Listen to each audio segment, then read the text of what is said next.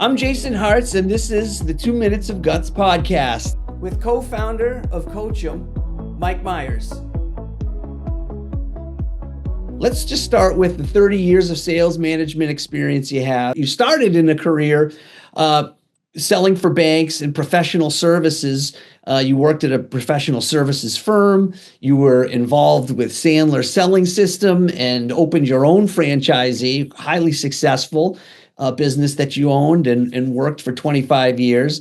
You started a firm in 2014 named RPG, which was sold actually to Sandler. And so, my gosh. And now Mike's latest endeavor is a company he's launched named Coachum, which is a coaching execution platform specifically designed for frontline managers in order to be more effective on one-on-ones in their team meetings. And so, my goodness gracious, welcome to 2 Minutes of Guts, Thank you, Mr. Jason. Mike Myers. Pleasure to be here, Jason. Thank you, sir. I've known you for a long time. Yes, sir. I think I met you back in 2006. It's fair to say that there's a lot of reasons I'm sitting in this chair, and I think you're the number one reason why I'm sitting in this chair. I don't know if that's good or bad. No, you've changed my life, and only for the better. So let's jump right into it. Mike, you've worked with so many heavy hitters over the lifespan of your career, especially CEOs and VP suite or VP sales leaders.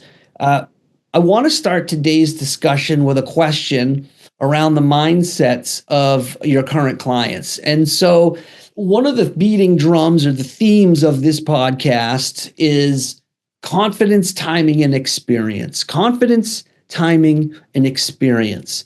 And so between confidence, timing, and experience, based on the folks your staff and your coaches, and I know that we'll get into exactly what you do, but you're more on the AI and automation of these things. However, you do have a great sense as to what's going on out there when it comes to frontline managers. So of the three topics or the three, legs of the stool, confidence, timing, and experience, which do you suppose your frontline managers or your clients are struggling with the most? Oh, that's a great question, Jason. If you think about confidence and timing, I think confidence and experience, I think from my perspective, I think I have a lot of wisdom, I think wisdom is really experience of making a lot of mistakes. It's like I think that we gather wisdom over our careers because we make mistakes. We do things a certain way. We learn about it and we say, "Oh, we're not going to do that again." So I think a lot of success in your career. I mean, part of it's timing, but it's being prepared for that moment, right? So, it's like I had a friend years ago when I got at my first job. I said I was lucky. He said, "No, you were fortunate. You were in the right place at the right time. You did the right kind of things to get the opportunity."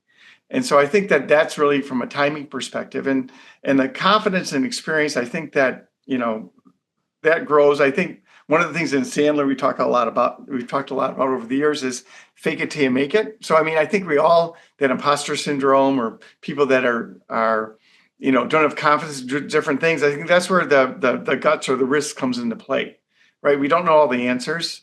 The world's changing rapidly, and AI and everything's influencing our ability to be successful and to evolve. And I think that those are some of the things I think are important to kind of realize that, confidence is really taking that step when you don't know what the outcome is going to be to some extent. Copy that. You once told me, and so for everybody listening that's heard me say this is the guy that told me, the worst performance you give is the best they've ever seen. The worst performance you give is the best.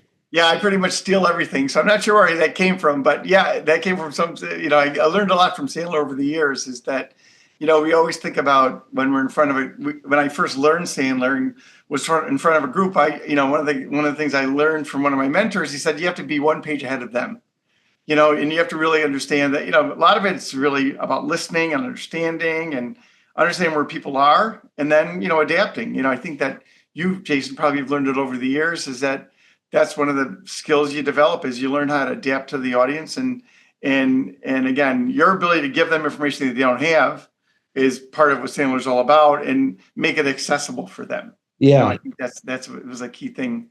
Yeah, you talk about that accessibility and the folks that might tend to struggle in sales. Some of the feedback I get is, well, Jason, I don't want to sound like that. I don't want to sound like you. I don't sound like you. Yeah. And yeah.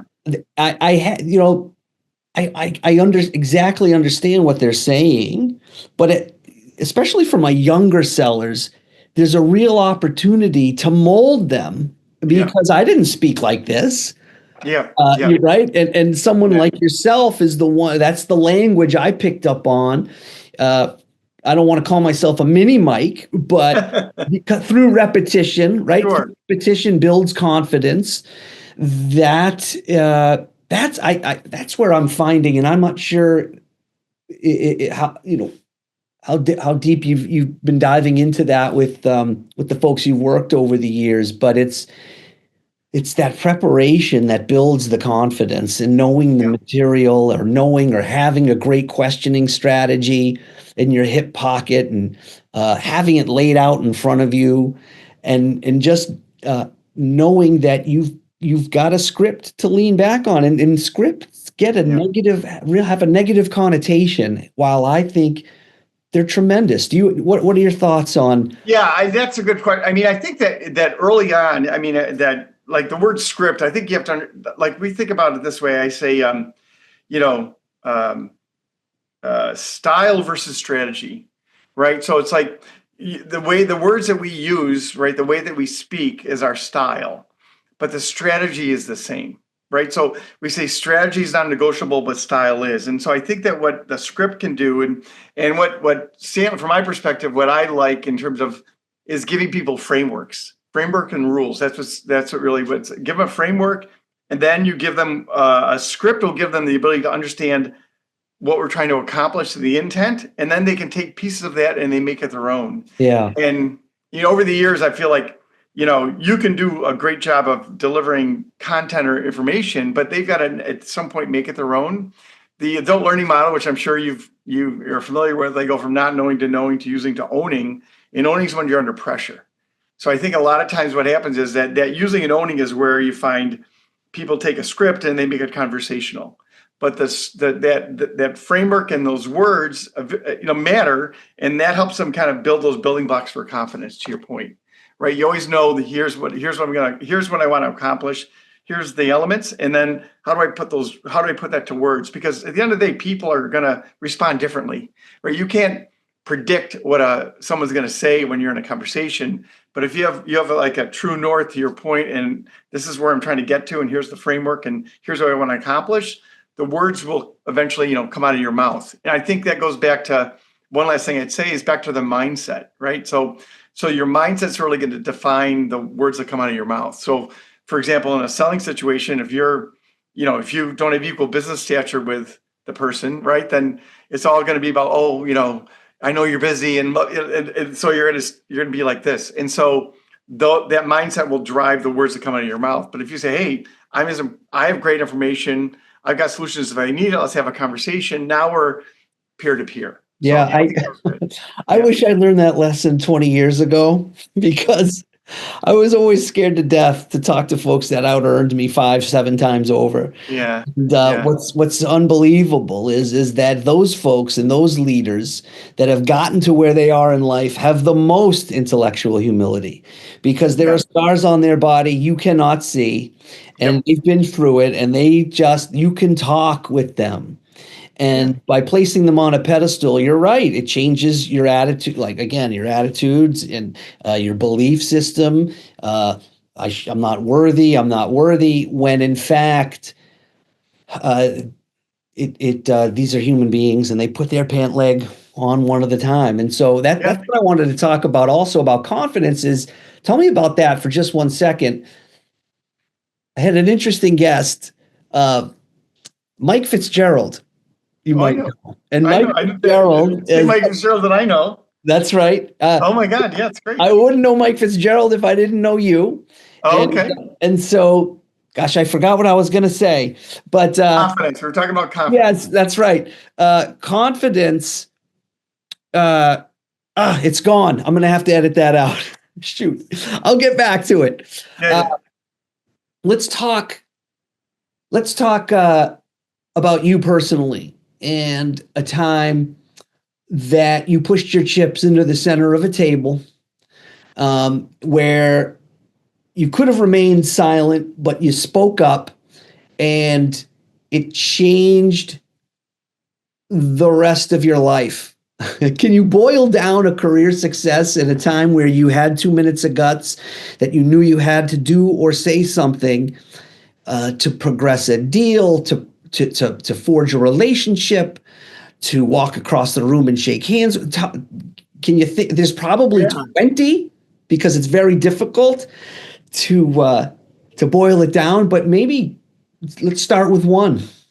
Yeah, I don't know if I think that, taking a risk to kind of leave the corporate world, and I guess I feel like it wasn't 2 minutes. It was more like maybe it was a longer period of time to figure that out. But again, making that decision, like I worked, was successful in selling, and an old boss approached me and he said, "Hey, I'm in a new company. I have a new role. I have a role for you, and you can come work for me."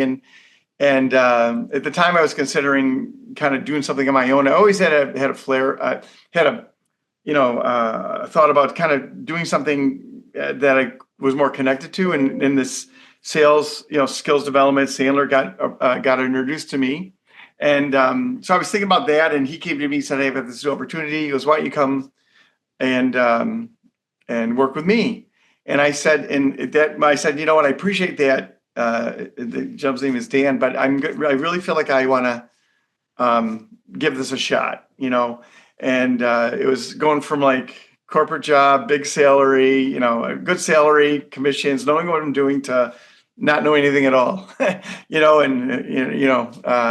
eat what you kill kind of environment. And so that took a lot. At the time, my wife worked. We didn't have any kids. I'm like, I'm going to give it a shot for a year. And I think that saying that I would give it for a year, I had a lot of times in that year I wanted to quit. But I was, when I told Dan about leaving, he said, "I wouldn't give you a nickel to be successful in that." He goes, there are a dime a dozen sales trainers. And that was in my head the whole year. And so every time I wanted to quit, I said, "I'm not going to do it. I'm going to stick it out." And it really helped me stay in for that whole year. And then, after it was horrible. I had a really, really tough first couple of years, I would say, in the business, just kind of building it. But then, it was something I've loved to do, and I was pretty good at, and I was able to, grow a successful business doing it. So that was kind of what I could think of. Well, again, Mike had a very similar story, and there's two things. There's a running theme that I'm picking up on when it comes to guts and risk, which is these decisions were made when you were young. Perhaps when you didn't even know better. And that's because I'm working with folks that have been selling for 3 months, and I've been working with folks that have been selling for 25 years.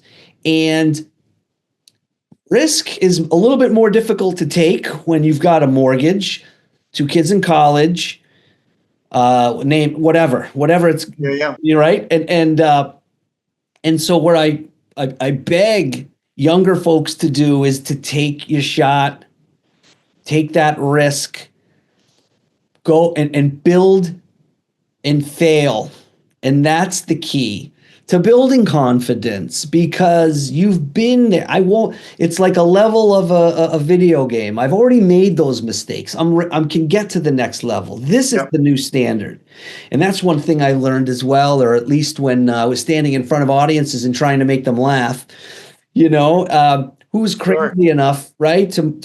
There are people crazy enough, but like I took my shot. I spent 9 years in Los Angeles, and again, I wouldn't be sitting here in front of you without it, because of the confidence and the timing and experience. I had that experience of standing in front of audiences in getting torn to shreds. And now I stand in front of audiences and now I have an act. I've got a script I can Sure. lean back on. Yeah, yeah. And so it's for some strange reason, it all came together, or it's all It all coming parallels. together to this very day. And so I personally can't wait to see what happens next.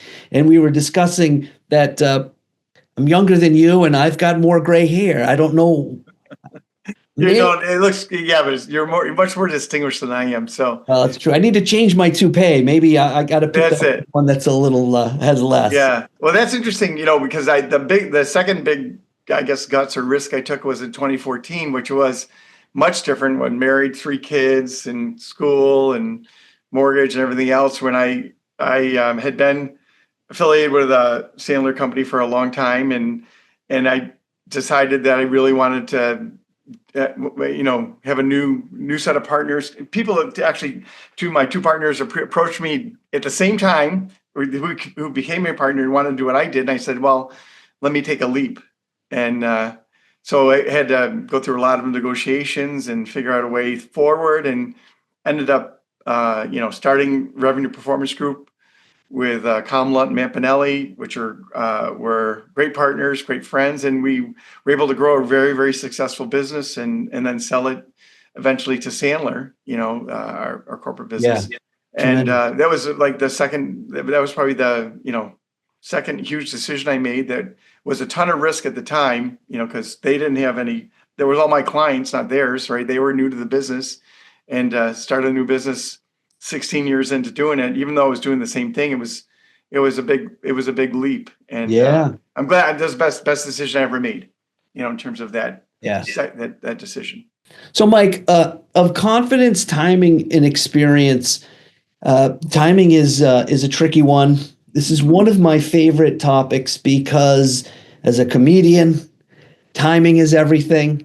Sure. There are times where you, at least in a corporate setting, a lot of the folks you're coaching, it's up to them to either you can stay silent, keep yourself on mute, or there is that moment where you're like, I need to speak up, and it can go one of a couple ways. And so, again, you can't follow people around. You do your best when you're coaching them and to give advice. But what's your advice for, say, timing when it comes to a particular part in a sale? In a sale, yeah. Which portion requires the most amount of timing where it does require guts? Yeah, that's a great point, Jason. And I learned this over time, and I think that this is really hard for salespeople because it's the more you want to sell, and the more you kind of are pushy and trying to get the sale, the less likely you are to be successful. And so timing a lot of times is like, and I teach this a lot and talk a lot about this, is like, it's like sand in your hands. The more you squeeze that sand, the more that goes between your fingers. So the goal is to be willing to walk away. We always talk about the first rule in sales. I would say in Sandler's, I'm financially independent, don't need the business. I want it, I don't need it. And so I think a lot of times salespeople struggle because when they get to the end, as opposed to saying, when somebody gives an objection, they say, well, maybe it just isn't a fit for us to work together now, right? Because they kind of pull back to figure out exactly where they're at, like they're disarmingly honest, as opposed to saying, pushing right there and people tell them what they want to hear. So I think that's a huge thing around timing. It's like, we always talk about those, again, the 5 seconds of courage or whatever it is, or of guts, is when you feel something falling away, most people want to run towards it. And really the most effective salespeople are the ability to kind of step back. And then you're going to get the truth. Because if I said to you, somebody said they want to, typical example, somebody said they want to think over at the end, most salespeople that really need that desperately, right? They'd say something like, what do you need to think over? Great price, discounted for the end of the quarter. They start pushing. As opposed to the real skill of selling is saying something like, hey, Jason, my experience is that most people that say they want to think it over at this point, it's either a no or it missed something. Is that where we're at? because we want to see what the person says next. Get right, because it's the convincing. I always tell people, get out of the convincing business. You can't convince anyone to do anything. They have to convince themselves. 100%. And especially, I don't know what the stat is, but I mean, it could be, by the way, Mike, did you know that 70% of all statistics are made up on the spot? All right, you've heard that one, but it's a high number in that, especially today with what's available on the internet. Oh, yeah. People Sure. are coming to the table already knowing what your price is, probably most likely, right? I know, so they're so educated. They don't, yeah, I mean, your ability to sell something today is really about building that trust and that relationship that you can deliver, and that you can deliver better than somebody else. I mean, it's like people, they don't need to, you know, it's like give me 5 minutes. I can find out a ton on what you sell and how much it's going to cost and who your competitors are, and go to Chat GPT. I do it all the time when I'm looking for services. I'll say, be an expert. Who are the top 5 companies that do X? And it'll spit it out for me. And and then I've done 3/4 of the work, and then go from there. Yeah. Which again, it's it's like whack-a-mole. You talk about one topic, but yet another pops up. Like there are 7 other tactics or things that, in terms of putting yourself in that position, is the other thing is that if your prospect's giving you a think it over and you're pushing for the sale, you've done something incorrect, or you have to step out prior, right? And so, well, there's an unspoken objection. Think about it, right? If they wanted to go forward, they say yes. So there's that unspoken objection, and the goal is to get the courage is to get the unspoken objection on the table. And if you continue to push them, they're not going to tell. They're either going to fight, flee, or tell you what you want to hear. Usually tell you what you want to hear, right? Yeah. Yep. And it's interesting. My learning curve, which is why I'm it's been an incredible journey for me, is I started my career selling personal training, which was highly transactional. Within 60 minutes, you're either going to join my facility or you're not. And now with these 18-month sales cycles, and obviously, migrations and AI and all of these very complicated conversations that need to happen. It's more important than ever. I think of it like tagging a shark. These sales last so long that I really do believe it's the confidence, timing, and experience of the salesperson that always wins. It's the one that knows to push, that knows, what? This is not a response over email. This requires a phone call. This is going to require guts. And I need to be prepared to what happens if things don't go well when I call them to the carpet. Yeah, and I think it's assertive versus aggressive. I think assertive, to your point, is pick up the phone and talk to somebody, or assertive is good. Aggressive is where you lose, and I think that's a part of and I think that's to your point earlier, is that the dying art is active listening. I spend so much time with young salespeople as well, and they, because of the phones and all the interruptions, they don't know how to listen. And I've learned over the years different acronyms or different ways to help people active listen, like being in the conversation. Don't have distractions. I mean, the minute if I pick up my phone right now and start looking at it, or look at my watch, whatever, those are things that say I'm not really listening to what you're saying. Guilty as charged. Because you've got things flying at you, and you feel that you've got to, I've got to do this, or I have to address that, and there's a personal issue bubbling up over there, and it's a lost art form, and one it's at least myself need to consistently and constantly remind myself to do that. It's it's funny because I grew up without it, right? So I mean, when I first started, there was no cell phones. There was car phones. That was the first thing I had. I phoned in my car, and it's like everything is not that immediate. And I think that we feel so much pressure to respond. No one's going to die if you don't get back to them in 10 minutes. Right. It's like, and I think that's really what hurts a lot of people, is that they're in interrupt mode all day long. And they never get time to really sit down and really be thoughtful and do the things that, they need to do to kind of move things forward for themselves, because they feel exhausted by all the information and follow-ups, et cetera. Yeah.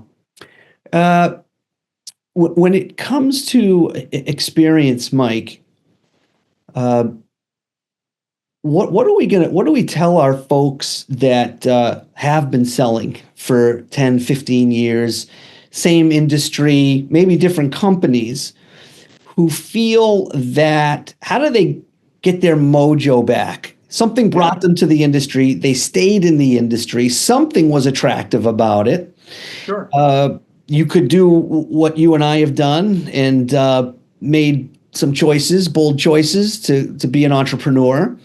But what do we say for the folks that aren't really ready to wage that battle, but need to find the magic again? What would be your advice to get that assertiveness back into their lives as opposed to being reactionary? Yeah, it's funny because I worked with, I had a couple years ago, I had a Salesforce, one of the best companies to work in the US, in Massachusetts. It was like top 5 for years. And I worked with their enterprise salespeople who'd worked for the company forever. They were good to them. They made a lot of money. They had good products to sell. They continued to grow. And I'm working with these enterprise people that have been selling this for 10, 15, whatever, 20 years. And I think it's funny because it's not about forgetting the experience that you have. It's kind of evolving and working on the areas where you struggle.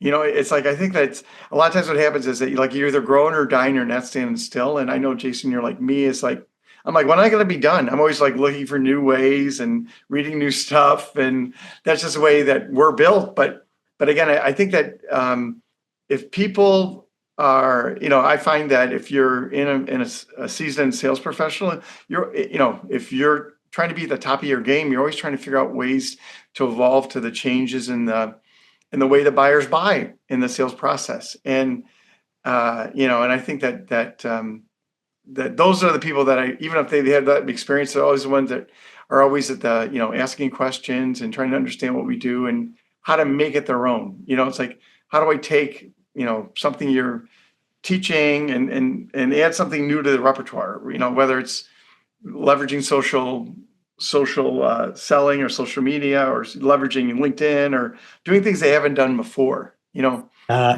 just opened up a can of worms. Make it your own. Yeah. I'll give you a good example of this, and it comes back to scripts and things like that. When I was, I'm going to date myself here, but in say 95 or 94 at the Comedy Store, I'm working the back door, and I was so lucky because I saw really the Comedy Store is the epicenter. I mean, you've got the Improv and you've got different, they're like fraternities, these clubs. The Comedy Store, Andrew Dice Clay, Roseanne, Richard Pryor, Jim Carrey. Maybe not so much Jim Carrey, but you've got, for those like Eddie Griffin, you have, or Dave Chappelle. Dave Chappelle, I think, would rather go up at the Comedy Store than he would the Factory. You know what I mean? But the Factory's got a little bit light. They all have these flavors. The Improvs are like the Jerry Seinfelds of the world. Anyway, so I had a front row seat to the greatest comedy in the world for 9 years, and I would be doing open mics, and I'm trying to find my voice. And Buddy Hackett once told me that, and there's going to be mad Googling going on right now, but Buddy Hackett once told me, you're not going to even know who you are on stage for another 7 years. Or it's going to take 7 years. And I would sit back and I'd go, I need to do that. I want to do that voice, that persona. And I would step up on a Sunday night and it would bomb, because who's going to believe it? I couldn't sell it. It's not my voice. Yeah, yeah. you know, Yeah, yeah, I and know what you're saying. and so that all feeds that. I get it with scripts, making it your own, but there needs to be a kernel of willing and wanting to take risk, to Oh, try sure. a different path, because you can Yeah. track the lineage just like any rock band. There'd be no Van Halen without the Who. There'd be no Who without, I don't know. I mean, got to go back. Who started, Dylan's Gone Electric, like, and there would be no Richard Pryor without a, well, let's see, Bill Cosby, Richard Pryor. Let's jump ahead. There'd be no Chappelle without a Chris Rock, you could just chase Yeah, it. yeah, You yeah. just go right down the line Yeah. where they're like, that's what I want, but it's not quite me. And the same goes for your selling persona. Yeah, absolutely. I think that selling with sincerity, you have to be yourself, right? And I think that you can't be someone you're not. And I mean, Sandler said, I had a line, he said, sales is a Broadway play put on by a psychologist.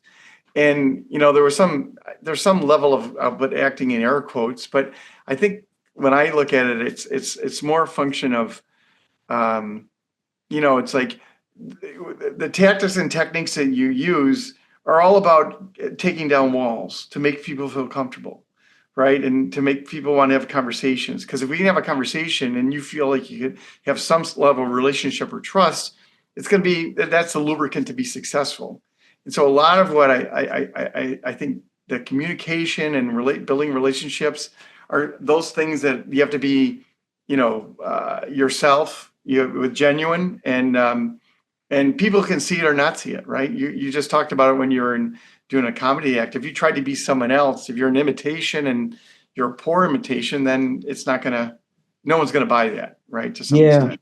Yeah.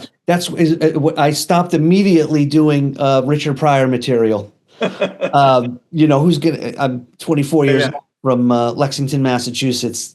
That sure. doesn't fit, Absolutely. No, and I think it's like, it's like, I feel like all this, the risk taking, the risk is doing something that is change, right? It's not about, it's like, generally I think about like people will change when the pain of staying the same is greater than the pain of changing. Well, say that again. I love that. Say The it one pain more of, time. people will change when the pain of staying the same is greater than the pain of changing, right? So it's like, we all get to tipping points. Like, that's it. I have to do something different, right? Think about when you had a job and when you left your last job, you made it, there was a tipping point. You said, that's it, I'm leaving.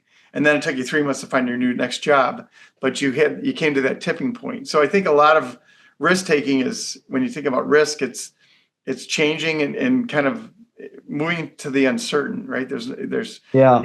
tons of uncertainty today, but there's some things that are comfortable and familiar, but it's really doing those uncomfortable things. Yeah. We always say you don't have to be comfortable all the time, just for 5 seconds at a time, right? It's the more people are uncomfortable every day, the more that they're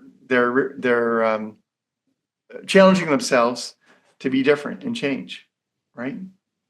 Putting yourself out there. Yeah, 100%. I heard a podcast and I can't remember, and I can't remember who it was, and I just heard a glimpse of it.